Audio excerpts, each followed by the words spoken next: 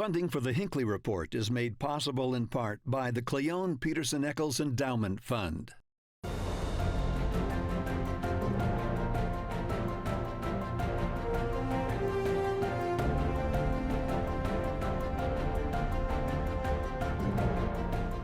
Good evening and welcome to the Hinckley Report. I'm Jason Perry, director of the Hinckley Institute of Politics.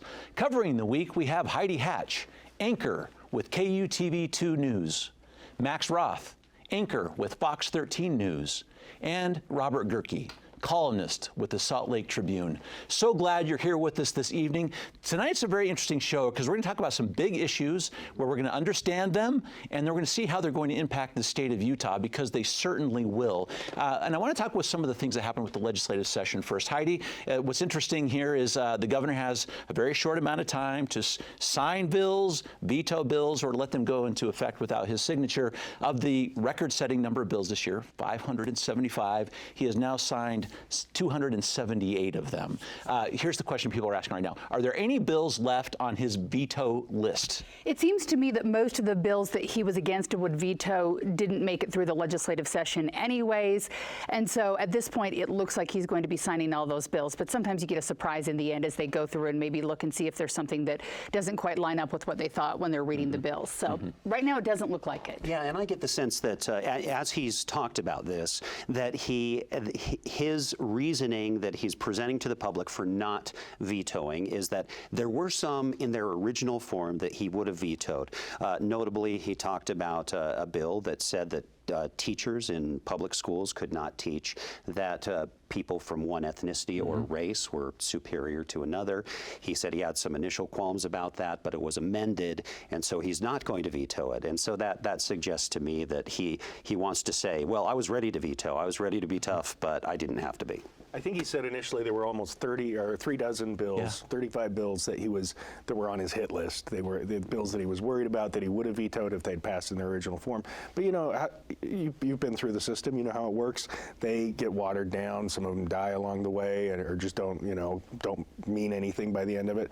I also think the governor's in a tough position because the last time he did exercise a veto, he got just steamrolled, and so I think there's a little bit of maybe reluctance to do that.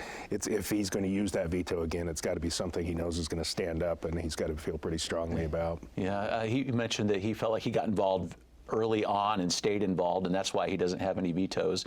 There's one interesting bill remaining that may have a referendum. Max, can we talk about this for a second? The state flag is so interesting that everyone's talking about the state flag on both sides of this issue, but regardless of one's opinion, there is a referendum effort underway, and the organizers of this group have to get just under 135,000 signatures by April 12th. Yeah, and it's really, that is a big lift because I'm not sure there are some people who are very passionate.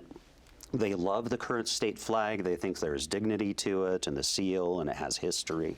But are there 135,000 people who are passionate about it, at least passionate enough to sign it? Yeah, Heidi said no, and I think that that's likely true. You know, I don't think there are that many people who focus so much on the state flag. And when they do, they will see this flag, and they'll probably, a lot of them are going to see the new one and think, that looks more flaggish.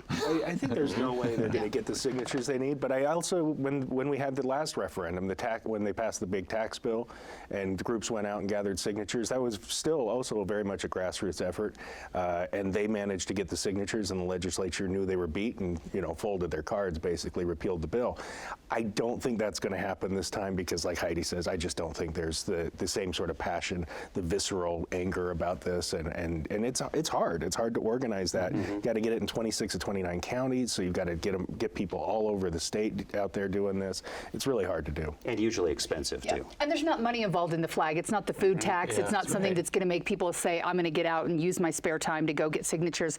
Costs money, takes time, and it's a matter of weeks. It just doesn't seem realistic. Well, I'll tell you what, Heidi, money's going to be a little bit of our topic for the next couple of minutes on this show because we have a couple big efforts from the state, but let's talk about a big one nationally. Robert, let's start start with you. You've done some great reporting on this, a great column this week on Silicon Valley Bank about what you said is they dodged a banking disaster. Why don't we talk about that for just a minute, what happened, and then the implications for the country and particularly the state of Utah. Yeah, the bank that most of us hadn't heard about until it almost wrecked the economy, right? This bank kind of grew up with Silicon Valley startups, right? They specialized in providing the type of banking tools and services that these Silicon Valley companies needed. And so most of their accounts were really large. 95% of them were over the $250,000 limit. $250,000 is an important number because that's how much the FDIC will insure if a bank collapses.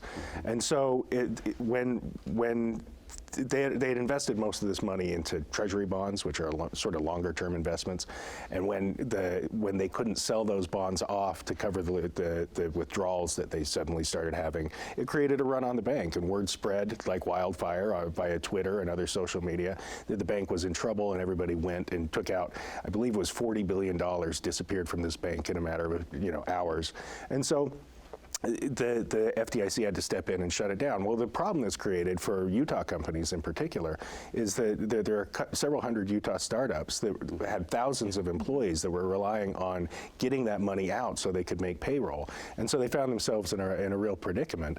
For the span of about 3 or 4 days, there was real uncertainty about whether or not this bank was going to survive, if the federal government was going to step in and bail it out. Yeah, we had our reporters were talking and grateful that he was willing to talk to us about it, to give some context. The founder of Kickstart here in Utah, and who said what Robert just said, that there was real concern about payroll, about being able to pay a whole lot of employees. And so there was that potential impact. We didn't see it happen, but I think we all found out that there was real nervousness behind the scenes for a few days. Right, and Heidi, go ahead, please. And I was going to say, Utah's pretty tech heavy right now. When you think about where all of our growth has come in recent years, it really is in that tech sector. So there was a lot of businesses who were very nervous, especially over that weekend, thinking, can you make that payroll? And then there comes the question of the $250,000, and if they had more than that in the bank, and that's what's FDIC insured, can businesses really run the payroll if they have more than or less than that? And that's a big question of, where that risk goes in. Can you make the payroll, pay your families? And it matters, because when families in Utah can't make their mortgage or can't buy their groceries,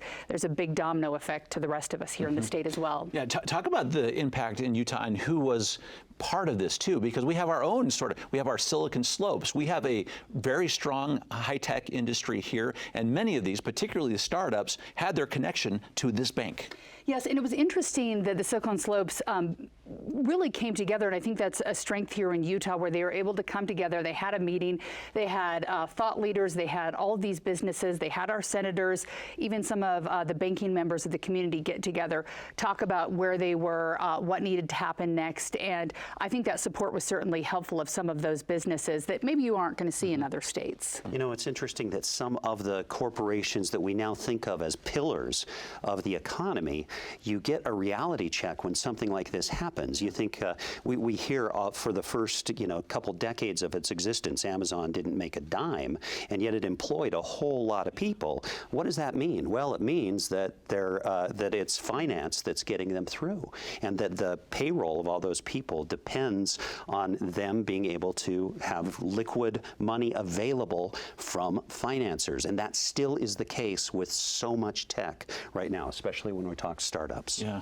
exactly. So, Robert, what's interesting is people are start talking about who's to blame a little bit here too, and people are pointing to 2018. There's some deregulation of this particular industry, and people know that phrase, too big to fail, because we went through some of that. Now, people are talking about some of these banks as being too important to ignore. Talk about those two things, particularly as you see the political aspects of this issue. Well, it's kind of interesting because Silicon Valley Bank was apparently a bank that was not too big to fail until it did, and then it created a crisis. And so the big change people were talking about from that 2018 bill was it took the reporting threshold. They have to do stress tests and have liquidity requirements from $50 billion to $250 billion. And Silicon Valley Bank was about $210 billion in assets, so it didn't have to do those stress tests and have the liquidity. And so now there's the question about, did we create the environment where this could happen? But on the flip side of that, they have people like President Trump, you had Senator Mike Lee tweeting about how diversity, equity, and inclusion and environmental social governance scores were part of the reason that this bank failed, which I think is, I don't see the connection between that personally, but it is, whenever you have a crisis like this, a banking crisis like this, it does spin off these discussions about whether we need better regulation, more regulation if we have it right. 50 billion, frankly, seems kind of low. I mean, there's a lot of room between 50 and 250 in assets, and maybe it's set it at 150 or 200, but that's a discussion that I think is going to transpire in Washington. I wanted to show a question that was submitted to us from one of our students at the University of Utah, and Heidi, I'm hoping you'll take this one here in just a moment, because it gives the broader view of this issue and what might happen next. Let's see this question. Hi there, my name is Catherine Calderon, and I am a Master of Public Administration student here at the University of Utah. My question today revolves around the recent collapse of the Silicon Valley Bank. Do you believe we will see any of those impacts here in Utah? And if so, how do you think those impacts will look? Thank you so much. Okay, let's talk about going forward. Well, I think there's a lot of different impacts. You already see Zions Bank, which is a giant in our community that I wouldn't use the word falter, but it had a bit of a wiggle and a little bit of a scare this week. So we see that, you know, giant pillars of our community may be affected by this. And then you look at the smaller tech startups, and those tech startups create jobs for other people. We've been talking about that. And I think that when you don't have this bank around SVB anymore, it really catered to some of those smaller companies who needed someone to have faith in them and give them the money to get started. And so the question is it going to be harder for some of these startups to get going when they don't have a bank that specifically caters to them? Will it be harder? And then will it maybe make the other businesses tougher when they have to bank through someone else who maybe holds them to different or higher standards? So I think there's definitely going to be effects. I am not a banking expert, and so I'm watching this like everyone else, wondering, you know, what is going to change, and there will be changes, and I hope that businesses look within and figure out how to make sure that this isn't something that happens again or happens to them. And you know, a banker faces, I'm very glad I'm not a bank CEO, despite the difference in income between me and one of them. But even for a traditional bank, which Zions would call itself more than like Silicon Valley Bank, especially a week like this, they want to emphasize that, they have to thread a needle because they have to try and understand what new companies are going to work, because to be profitable, they need to finance companies that will succeed in the future, right? So a traditional bank has to live on that razor's edge. Zion, a week ago today, was trading at just over $40 a share. Today it's at 31 something a share. At least it started today at 31 something a share. So even though they faltered a lot more than that at the beginning of the week and they've come up, that's still substantial. About a fourth of their stock value still went away this week. I think an important point that Scott Anderson, president of Zions Bank, was making when this was transpiring is Silicon Valley Bank was all in on Silicon Valley, hence the name, right? Zions, he said, is more diversified. It's spread out across multiple states, multiple sectors of the industry, multiple industries. And so it makes it a little bit more resilient to this type of thing. That said, you know, they obviously, as Max said, they felt the consequences of this.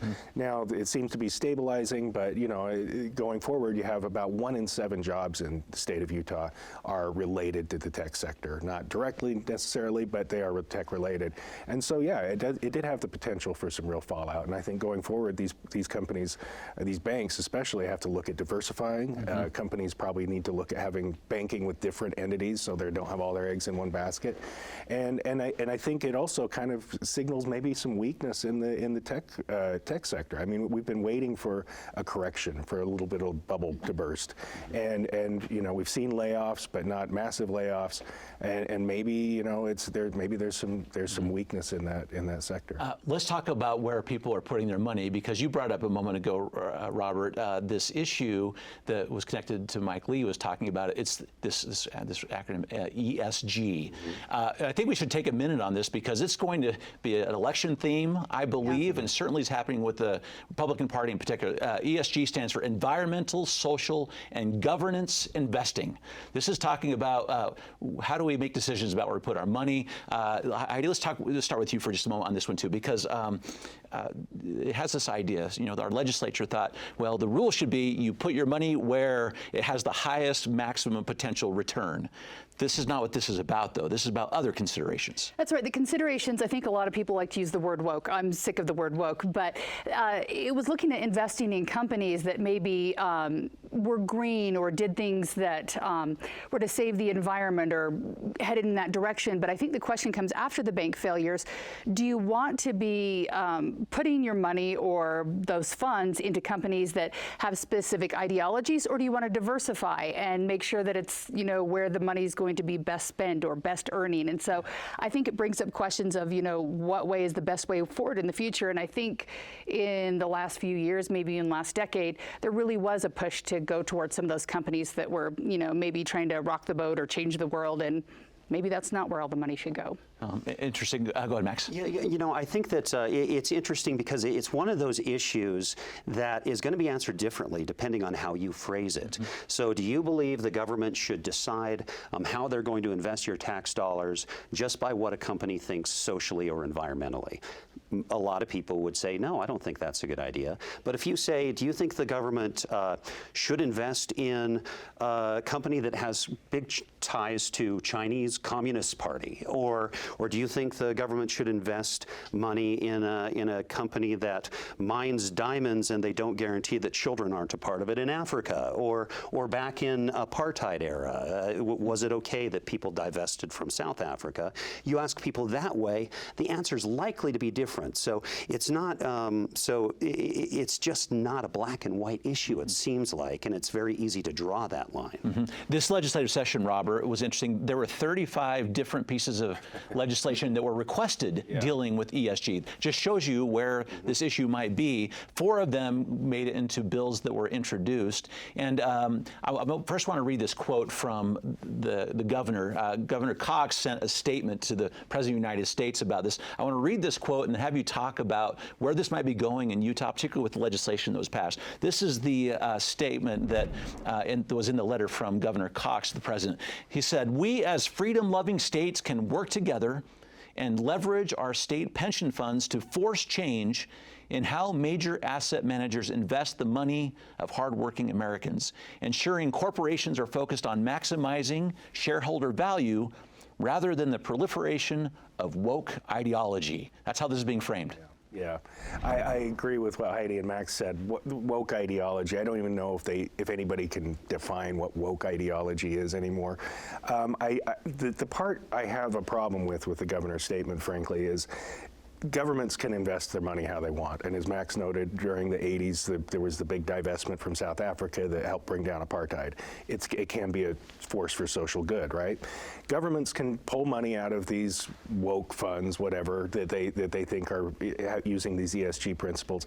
But where you cross a line, in my mind, is when you start having them tell investment managers that they can't offer certain products, or telling them that they can't take certain factors into account. If you're investing in the energy sector, you're not, and you're not going to invest in coal because coal's a bad play because it's fading away while solar's rising, then is that woke? I don't know. I mean, I don't think it is. It seems to me to be a good long-term investment strategy. But when you start telling these companies what they can and can't do in their course of their business, that doesn't seem like a very Republican ideology to me. That doesn't seem like it's a limited government ideology to me. Of interest, Max, this bill is Senate Bill 96 on this fiduciary duty modifications. The phrase that was used here and how it says state funds should be used, which includes what we might traditionally think in state funds, but also maybe endowments, universities, other sorts of places, said that it would ensure that funds invested by any government entity in Utah are managed, and this is the quote, with the sole purpose of maximizing the risk-adjusted return on the investments. That has to be the primary and not the funds. You know what? Not just primary, sole, only. Sole means only, right? I mean, that's quite a bar to place on it. And legislation is a blunt tool. And then there's legislation that is intentionally blunt. And when you say that something is going to be the sole purpose, then you're telling your own state employees that they can't take other factors into consideration that may have to do with something other than when you talk about long-term investments, that sort of thing. It may be that a coal company is about to be sold, and so their stock's going to go up in the immediate term, but you might not have faith in the long term. And so what does sole purpose mean at that point? And do you let people who are professionals do what they have trained professionally to do? Well, Representative Ken Ivory had a bill, one of those that didn't pass, that said that any individual or company that denies anybody capital, because it's a gun company, a coal or oil company, or because of their viewpoints on abortion, can be sued in court. They had an individual right to action and get treble damages from that. And you think about how far this could go. Now, obviously, like I said, that bill didn't pass. It goes a lot further than this bill would have, because that gets into person-to-person commerce. The banks in Utah were really freaked out about this and pushed very, very hard to try to get these to a place that they felt like they could live with, and they did at the end of the day. But you know, it's this thing that I think people need to understand when you're dealing with the economy, when you're dealing with the financial services sector in Utah, which is the largest sector of the economy. You need to be very, very careful in how you tinker with that.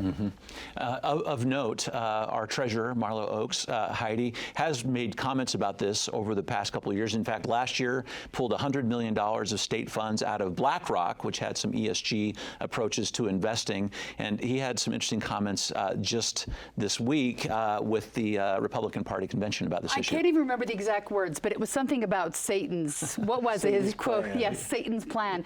And so obviously people have strong opinions about this, and I think it goes back to what we've been talking about, banking and ESG and everything, that you really have to have people in place who know what they're doing. They have to be risk managers, but you also have to remember that every risk manager has its own bias or their own bias, and so we're never going to have a perfect system out there in how you look at it, especially when you look about, we've been talking a lot about energy, and we see what's happened in the last year. If you were more of a coal person or green energy or nuclear, I don't think any of it's ended up where we thought after the crisis we've kind of seen in the last year. So I think there are a lot of imperfect people trying to make these plans and trying to put them in a box with these laws of you have to do it this way or this way is very tricky. It's hard to understand exactly what it would do or why it would do it. I just think it shows the superheated rhetoric around this issue. Yeah. And even if people don't necessarily understand what it is, what woke investing is, how it's going to play out, if you start throwing around terms like it's part of Satan's plan, and he frequently goes to it's part of the communist system, you know, it shows how much people care about it. And this was a group of delegates, obviously, Republican delegates, and so it's an issue, like you said at the outset, I think is going to be one that people care about a lot going forward and will be part of the 2024 campaign. And does it signal seriousness about the issue, or does it signal not being serious about the issue when you start invoking these kinds of terms? I mean, I guess if you actually believe that that Satan, some supernatural force, is actually behind this thing, then say it. If that's the case, I think Satan needs better plans. It gives him a lot of credit. But I think some people do think that, you know, scripturally that there might be something to it with Satan's plan or whatever on the other end, but who knows? But they're fighting words. You know, if that's what you're going, if that's the way that you're going to take the conversation, then you're taking it off the table for a conversation. It's not an appeal to logic; it's an appeal to emotion. Okay, let's transition for just a moment to some water news of the week. Heidi, this was a big one. We're all talking about the Great Salt Lake. Our legislature has put $100 million, I guess it's almost $1 billion into this particular issue recently. But this was a big week also when the Church of Jesus Christ of Latter-day Saints announced that they were going to donate 5,700 water shares permanently to the Great Salt Lake. Talk about that, how impactful that might be. Well, I certainly think it's impactful because we need that water. And the big question is, has the LDS Church been using that water to farm, or is it just water that they're keeping because it was grandfathered in and it's either use it or lose it? So this water is a small reservoir full, which won't save the world, it won't change everything, but it is drops in the bucket that we need for the Great Salt Lake, and it shows that they're serious about it. I think a lot of people have been asking, you know, what is the church going to do about it? Are you going to let your lawns die, or what are you going to do to help change this problem and make it better? And so this is a way of them saying, we're here to help. This money will go in, not money, but water, which is also money, in perpetuity to the Great Salt Lake. So I think it matters. And I think that I forget what the cubic feet is, but I think there's 20,000 of whatever it is. And I think that each household, if you live in suburban Utah, probably uses the equivalent of one. So that's 20,000 households of water per year that they're sending out to the Great Salt Lake. Max, this is the equivalent of the Little Dell Reservoir. Yeah, you know, I love to take my canoe to Little Dell Reservoir. It is a gem, but you know, I put in the paddle, and from one end to the other, it takes about 15 minutes. Yeah. So it's a wonderful place, and it is an important gesture. It's saying exactly what Heidi said, that they're serious, and we'll watch for those next steps, because they have a lot of lawns in the state, and I'm sure that they're thinking about what they're going to do with that. The Great Salt Lake is, it's on globes. I mean, the Great Salt Lake is as an inland sea, and I've had my canoe on the Great Salt Lake, and it is humbling, and it's kind of terrifying, because you look out and you can't see beyond the horizon. It's all lake, and so it is a drop in the bucket, but it's a significant message with a drop in the bucket. Now the lake's only about 6 feet deep all the way across, so yeah, that's true. Not quite as risky. I think it's great. I mean, you need to focus on the big players in this, and the church has as much or more water than anybody in the state. So the fact that they're coming to the table and ponying up, I think, is fantastic. And the legislature in the last session started really looking at agriculture. They're looking at metering secondary water, but there's $200 million for agricultural optimization. Agriculture, as we've talked about on the show before, 75% of it uses 75% of the water in the state. So if you're going to get your hands around this, it can't be talking about whether or not we water our lawns or how long we take showers. That's not going to change the game. It's got to be these big players like the LDS Church, like looking at agriculture. This is certainly an issue that we're all watching very closely. Everyone's going to have to do their part to address the issues with the Great Salt Lake. Thank you so much for your great comments this evening. Very insightful on some big issues we'll see going forward. Thanks, Jason. And thank you for watching the Hinckley Report. This show is also available as a podcast on pbsutah.org/Hinckley Report, or wherever you get your podcasts. Thank you for being with us. We'll see you next week.